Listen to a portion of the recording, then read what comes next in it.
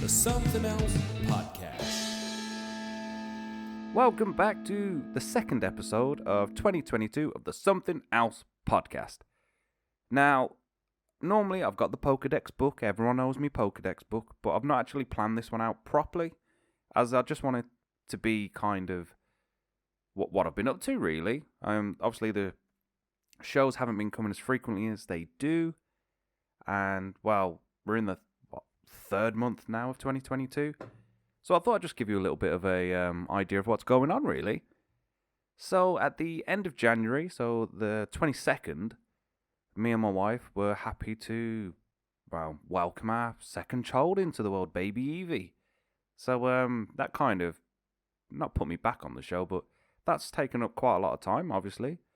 And what else has happened? So I had to go back to work, so I'm knackered. What else has been going on? Oh, I'm planning a charity gig, which I'll get to in a moment. What else has happened? Me and my band are playing music, hopefully, soon to do a first gig. What else have we got? I'm doing lots of videos on YouTube, reviews, and I'm on Twitch again. I'm really trying to push for that. What else? Let's think. Oh, my photography's kicking off as well, which I'm really chuffed about. So yeah, there's quite a big gap in the shows. How long it's been since the first episode of 2022. But yeah, I just thought I'd give you kind of an update, really. So starting off with baby Evie. She's a chunky monkey. I mean, she's not really, but she's got the fattest face I've ever seen. But she was born really healthfully. That's a difficult word. But yeah, she was born all right. It was a really nice birth. The hospital she was born in, they've just had this was last year, but they built this midwifery kind of unit, and it's ran by midwives rather than doctors. So when Ted was born, it was it was the weirdest thing to be a part of, because it got to the point where, as the birth was happening, it's I looked and there was my wife on the bed, there was a midwife and a doctor. I looked again and all of a sudden the room was full of doctors. So that was interesting. But with this one, it was so calm. You wasn't in your normal hospital room. You was in basically the most relaxing, tranquil room you could think of. And I was allowed to stay, because obviously with COVID, they've changed the whole staying times and visiting hours and all that. So initially we went in at 4 o'clock in the morning, and I was like, yeah, she's in labour, but she wasn't dilated enough. And they're like, my wife can stay in, so Sam could stay, but I'd have to go home. So we ended up both going home to come back 2 hours later to say, yeah, you're about to give birth. So I was able to stay as well, which was really nice. There wasn't a time limit because the room we was in was our room. So that was really good. Pull out bed and everything. You know, it had mood lighting, so you could set the tone for the room. So, you could have everything, comforts really. And they had a Bluetooth system, so you could listen to music. Obviously, she didn't listen to any of mine because mine's too damn loud. But, it was really cool, to be fair. And then we took her home, and yeah, she's not a bad baby, really. She's got a bit of colic, so she gets a bit windy, sort of thing, like track wind, but it's horrendous. It generally kicks in just before she goes to bed, so it can keep you up a bit. And obviously, going back to work, it knackers you out, because, I mean, I work with children, so to come home to children, it's kind of knackers you out, so you've got to push an extra mile. But it's really fun. Ted absolutely adores her. I mean, obviously, it's a bit difficult for him because everything's changed, hasn't it? So he's gone from being just me, him, and Mum to me, him, Mum, and Evie. But, it's one of them ones. It's something that's going to take some time, but he'll get used to it. And he loves her. He's always wanting to help. He wants to feed her. He wants to do everything. He's probably the best big brother there is. But yeah, it's pretty cool, really. It's nice to have this, kind of, for ourselves anyway, the completed set. You know what I mean? Our jigsaw is complete. We've got a boy and a girl. Everyone's healthy, and it's pretty cool. But yeah, it's just it's funny, really, because the whole kind of process of losing Dad, because it was quite weird, because it seemed to be the time frame always seems shorter than what it actually was. In my head, it seems like 2 weeks before Dad died, I was told we're having a baby. You know what I mean? It's really weird, but the time frame wasn't that.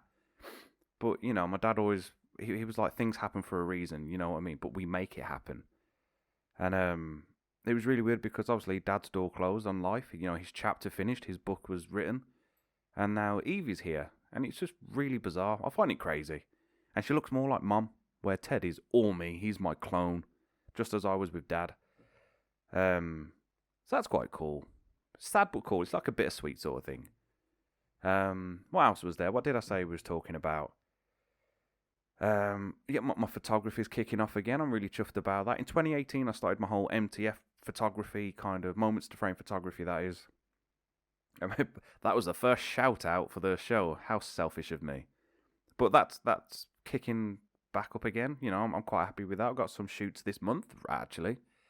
Really chuffed. They're two very different shoots. But at the same time, I'm really excited because it's getting me back into where I wanted to be. So it's, yeah, you know, I mean, I brought a really good camera and then many lockdowns happened. I mean, lockdown ruined so much, not just for me, but for a lot of people. But we won't harp on about that crap. Oh, and as of this recording, today I found out that Shane Warne died. One of the greatest spin bowler in cricket. And he died. I didn't realise he was 52. I thought he was a lot older than that. But I'm gutted. He was brilliant. I mean, I could not spin bowl. Like, my mate Robert was a wicked spin bowler. So, Robert, if you're listening, get on that fucking cricket field, whatever you want to call it, pitch. I don't know. Get some bowls in. But yeah, that was quite a weird segue into that, really. But yeah, it's one of them ones where it's 2018. I started up the whole photography thing. 2018 and 2019, I had quite a lot of photography going on. Then for 2020 and 21, nothing. Apart from till the end of 21 when I did a christening, which was nerve-wracking because I brought this fucking camera. And the best part about the camera was I was talking to my sister and I was like, the one I was using, I think I'd reached the maximum I could do with it, i.e. I could take my photos, but I wanted to do video. And I needed something a little bit more powerful and a bit more up-to-date.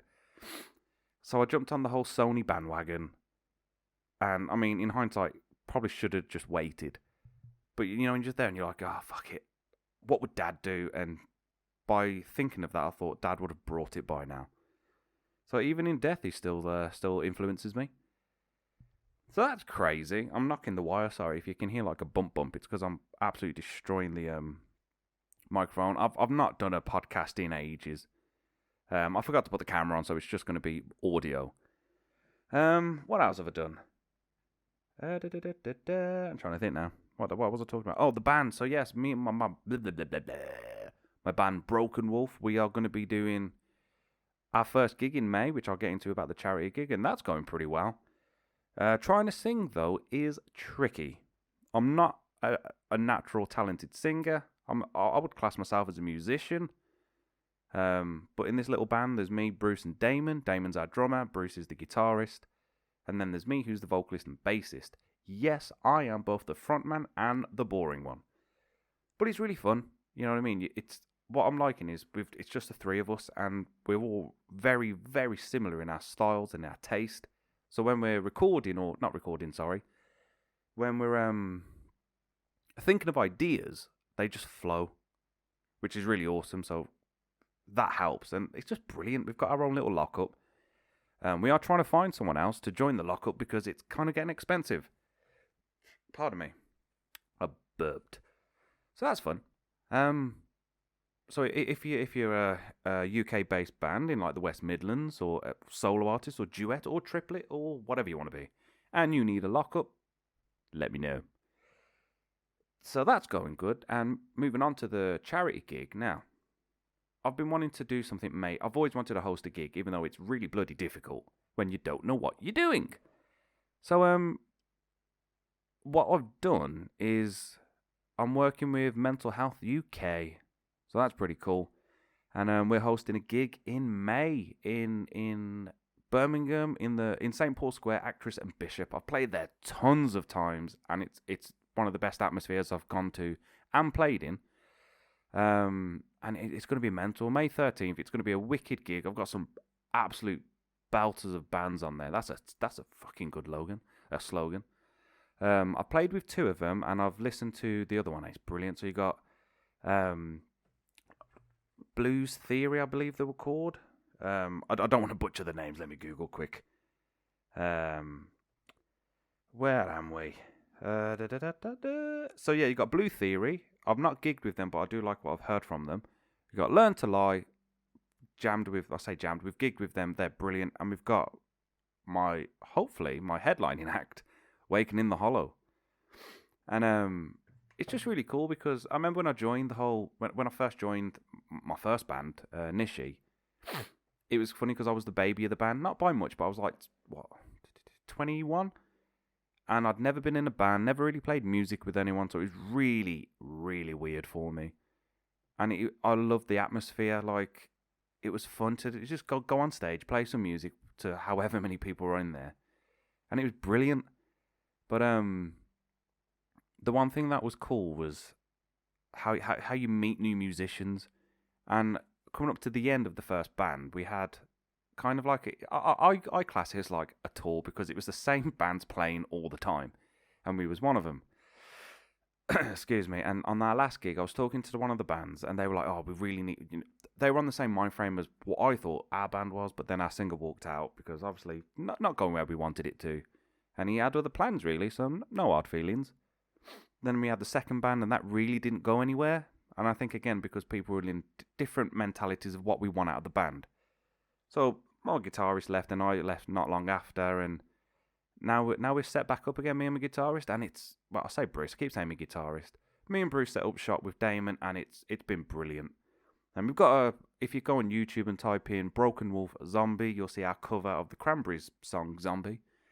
So it's pretty cool, really. What else have we got? Oh, and the charity gig, the whole mental health thing. It is, as I've just said, about Mental Health UK. So we're trying to raise awareness about mental health. I'm going to try and put as much into this as I can because, it's been difficult, especially for myself. Losing Dad really friggin', it took its toll more than I expected it to. And it's took me to places I've not wanted to be or been or have been. You know what I mean? It's been awful, but having the community I've got and music, it's just the best thing to do. So what I wanted to do was just get Brum going again, because Brum's the home of metal. There's some fantastic bands in there, Broken Wolf being one of them. So I was like, how can we make it better? And I was like, we just need to do something. So I'm working with Mental Health UK. We're going to host a fucking good gig, even if you can't come to it, I'm thinking of even setting up like a GoFundMe page. Not a GoFundMe page, that sounds weird. You know what I mean? It's a page where you can donate to it. But anyway, it's going to be a good night. It's going to be 3 bands that are amazing, and our band. It's going to be our first gig, so it's going to be emotional. So it's pretty cool. And what else have I done? Oh, I've been doing my YouTube videos. I'm quite chuffed, with my YouTube things, because I've been gaining followers, like, compared to many YouTubers, really fucking slowly. But at the same time, I'm really chuffed. Like, I'm looking at my my account now. I've got 28 followers and 1.1k views. What have I reviewed? I've been putting my gameplays on there. That really doesn't get any views. But I've done some earbuds from Poundland on there. I reviewed a game controller. I reviewed Resident Evil film, a mouse. Yeah, I've just gone mental with it. It's brilliant, to be fair. But I think it's just I want to be creative. So a lot of my kind of energy now is really focused into that. I just want to create things. Call me a boomer, but I want to be a content creator. And that's why I'm getting back on this, because I do love talking to my friends and my family and everyone that wants to listen. So if you are listening to me, I want to say a massive thank you. Wherever you get to this part and you don't hear this part, I'll be quite sad. But I just want to say thank you. Thank you for listening to the podcast. I mean, eventually I'd love it to be able to do what Joe Rogan does. Not offend people and get booed, but to have guests. I know I've had Phil, the record man. I've had Bruce. I've had It's Loomis. I've had him. So that was pretty cool. It's pretty interesting. Like, it's amazing how like a journey can really, really make you see what you want to do. Now I know I'm doing all my forest school stuff, but when your heart's just not in something. And right now, my heart is in creating things. I want to do music. I want to do the photos, the videos, the reviews. I want to do everything. So it should be interesting. I do actually have a review I'm trying to finish off, but when you're just like knackered from work. I've been going everywhere today because I work in a company that works, we've got loads of settings. I've been travelling around and fucking hell. That is something else. But really, yeah, that's all this podcast is about. Just a general chit chat, really. Got a racer bike, an old one, but forgot how knackering it can be to ride a bicycle. I brought, if you played the Cyberpunk game, Cyberpunk 2077, I brought the statue figurines of V and Johnny Silverhand. However, my my character V looks weird. Oh, I'm still doing my t-shirt designs and stuff. I've got some orders for them, which I'm chuffed about. Making some for a choir, making one for my mate. Yeah, it's going pretty well. Now I'm looking around the room to find things to talk about. I have my son's blue tractor on my shelf because it broke, and I'm trying to fix it.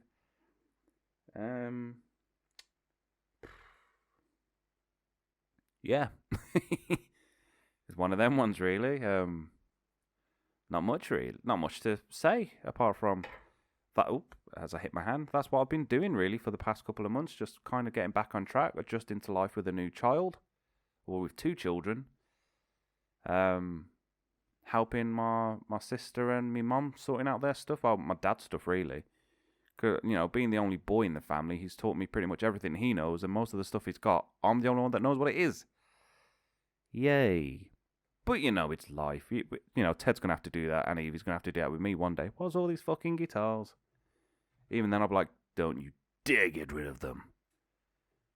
But yeah, all in all, it's not too bad. I mean, I don't want to get into all the crazy stuff, but, we left 2020 and 21 behind us, and we moved into 2022. And all I can say is Putin. He decided to start something he didn't really need to. And I didn't realise he'd been in power for 25 years. That's insane. But hopefully all that gets resolved quick, and it isn't the start of a you-know-what. Let's just say WWIII. But yeah, it's a weird old world, isn't it? I've actually moved to a Samsung phone. I'm waving it, though you can't see it because there's no camera on. I've moved to a Samsung phone. I'm a massive advocate of not using Samsung. But this one seems to be doing a pretty good job. I mean, the phone I had was the, a lot, don't I?